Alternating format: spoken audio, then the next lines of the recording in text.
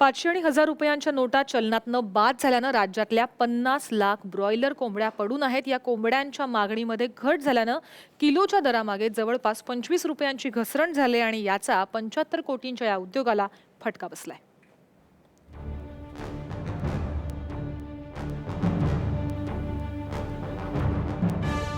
काळ्या पैशांवरील नियंत्रणाचा निर्णय पंतप्रधान नरेंद्र मोदींनी जाहीर केल्यानंतर त्या दिवशी ब्रॉयलर कोंबडीचा सरासरी भाव 75 ते 80 रुपयांपर्यंत होता।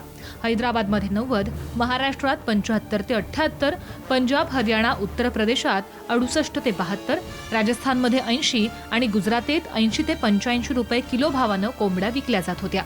नोटबंदीच्या घोषणेनंतर लगेच किलो मागे 10 रुपयांची घसरण झाली आहे। आता 50 रुपयांपर्यंत भाव घसरलाय। धंधे पे बहुत बेकार हो गया, इसमें धंधे पे असर हो गया इसमें पूरा। क्या प्रॉब्लम आ रहा है? कस्टमर कोई आ रहा है नहीं, ऐसा आ रहा है 2000 रुपये की नोट लेके आ रहे हैं, छुट्टे के वांदे हो गए उसमें, और धंधे पे बहुत असर हो गया। मुर्गी का भाव भी बहुत कम हो गया उसमें,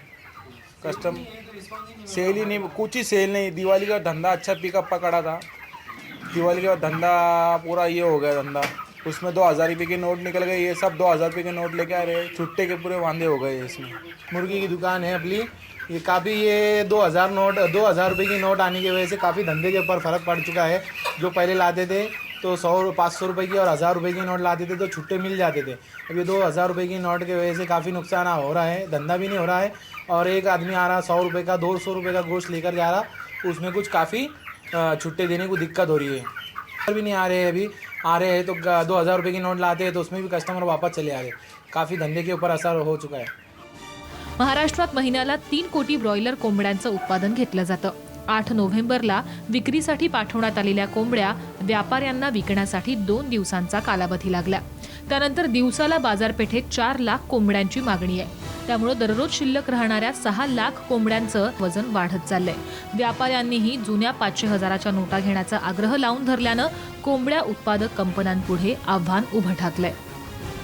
नोटबंदीचा निर्णय जो 8 तारखेला झाला त्या दिवशी ब्रॉयलर कोंबड्यांचं सरासरी मार्केट जे होतं ते 70 ते 72 रुपये मार्केट होतं जिवंत कोंबड्यांचं। नोटबंदीमुळे काय झालं की लोकांकडे आता जुन्या 500-1000च्या नोटा स्वीकारत नाही दुकानदार, आणि 2000ची नोट जे तर तिला सुट्टी देण्यासाठी पैसे नसल्यामुळे जे काही किरकोळ ब्रॉयलर कोंबड्याची विक्रेते त्यांच्याकडे ग्राहकची संख्या जी 100% ग्राहक संख्या होते ती आता 50%वर 40%वर आलेलं आहे। त्याच्यामुळे आमच्याकडे जे तयार होणाऱ्या कोंबड्या आहेत ह्या आता त्याचा उठाव हा 50%च आहे। 50% कोंबड्याच मार्केटमध्ये पोहोचत आहेत।